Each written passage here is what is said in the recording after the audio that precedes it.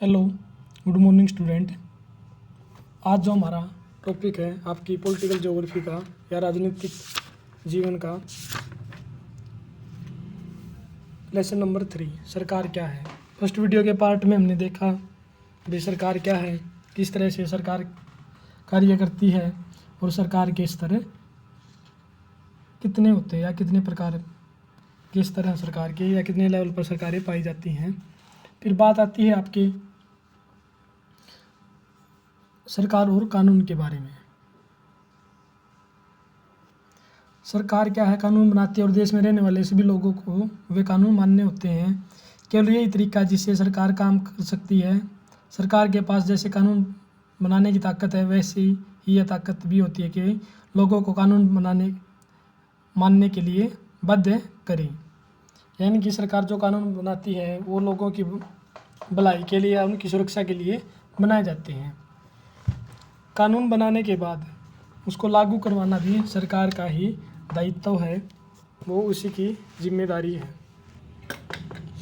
एक देश के अंदर जो कानून बनाए जाते हैं उसमें देश के अंदर रहने वाले लोगों को वो कानून मानने होते हैं।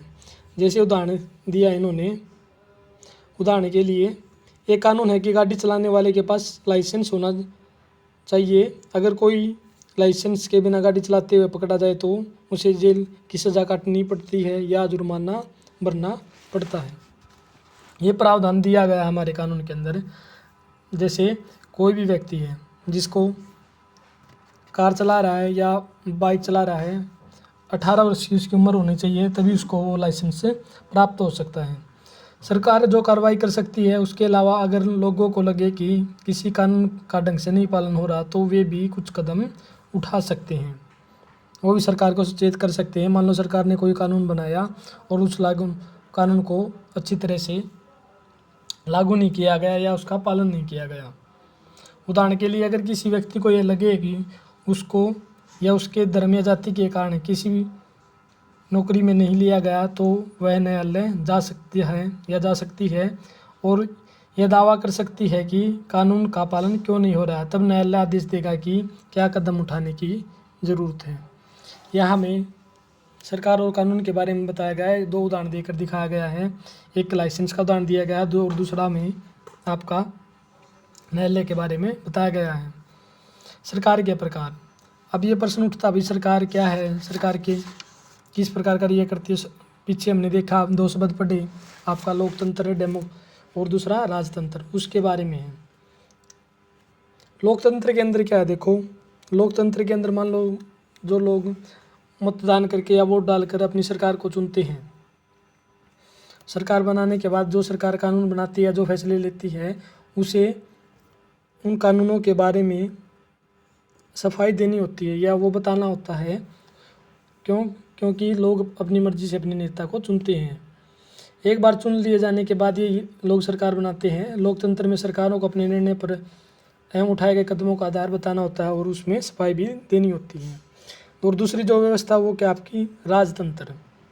इसमें क्या है, इसमें राजा और रानी के पास शक्ति लेने और सरकार चलाने की शक्ति होती है। राजा के पास सलाहकारों का एक छोटा सा समूह होता है जिसे वे विभिन्न मुद्दों पर चर्चा कर सकता है। अंतिम निर्णय लेने की शक्ति उसी के पास होती है और उसे अपने लिए गए फैसले पर कोई सफाई देने की ज़रूरत नहीं होती। अब लोकतांत्रिक सरकार क्या है, इसमें देखिए आप,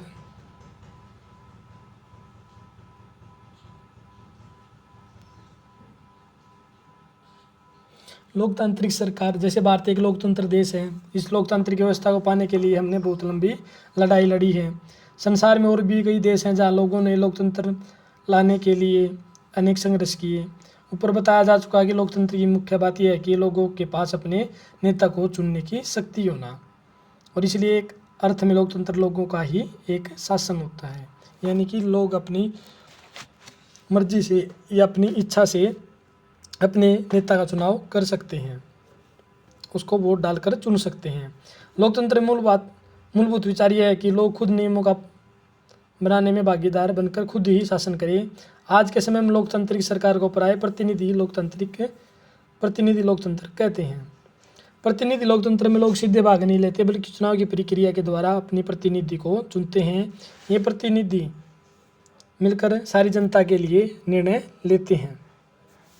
आजकल कोई भी सरकार अपने आप को तब तक लोकतांत्रिक नहीं कह सकती जब तक वह देश के सभी वयस्क व्यक्ति नागरिकों को वोट देने का अधिकार न दे। यानी कि जो व्यक्ति हैं उनको मतदान डालने का अधिकार होना चाहिए।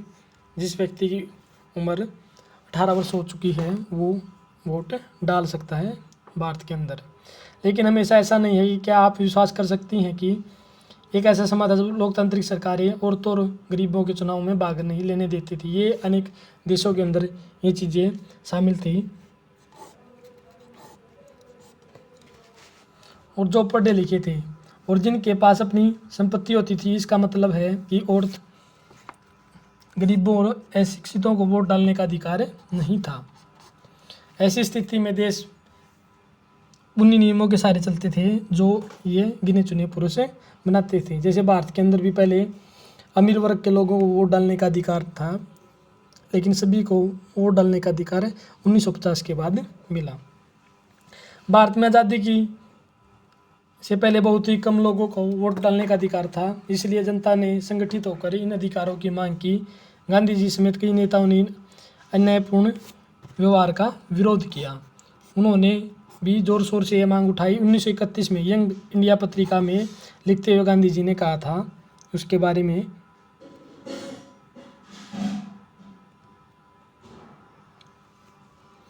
मैं यह विचार सहन नहीं कर सकता कि जिस व्यक्ति के पास संपत्ति है वो वोट दे सकता है, और लेकिन जिस व्यक्ति के पास चरित्र है पर संपत्ति या शिक्षा नहीं है तो वोट नहीं दे सकता। जो दिन भर अपना पसीना बहाकर ईमानदारी से काम करता है वह वोट नहीं दे सकता, क्योंकि उसे गरीब आदमी होने का गुनाह किया है। जैसे ये दिखाया गया आपको डायग्राम के अंदर, अनेक देशों के अंदर जो आपके संघर्ष हुए, किस तरह महिलाओं को वोट डालने का अधिकार मिला। पहले अपनी मर्जी से वोट नहीं डाल सकती थी। जैसे पूरे यूरोप और अमेरिका में महिलाओं और गरीबों को सरकार के कार्य में भागीदारी के लिए संघर्ष करना पड़ा। महिला द्वारा मत अधिकार के लिए किए गए संघर्ष ने प्रथम विश्व युद्ध के दौरान और मजबूती पकड़ी। इस आंदोलन को महिला मताधिकार आंदोलन कहते हैं, या अंग्रेजी में से सफरेज मूवमेंट का नाम दिया गया। सफरेज का अर्थ क्या आपका वोट डालने का अधिकार या वोट देने का अधिकार। इसी तरह से महिलाओं ने भी आगे जाकर इन आंदोलन में या इन संघर्षों में महत्वपूर्ण भूमिका निभाई। आगे चलकर अमेरिका में औरतों को वोट डालने का अधिकार 1920 में मिला, जबकि इंग्लैंड के अंदर औरतों को वोट डालने का अधिकार 1928 में मिला। सबसे पहले अमेरिका के अंदर ही मिला था ये।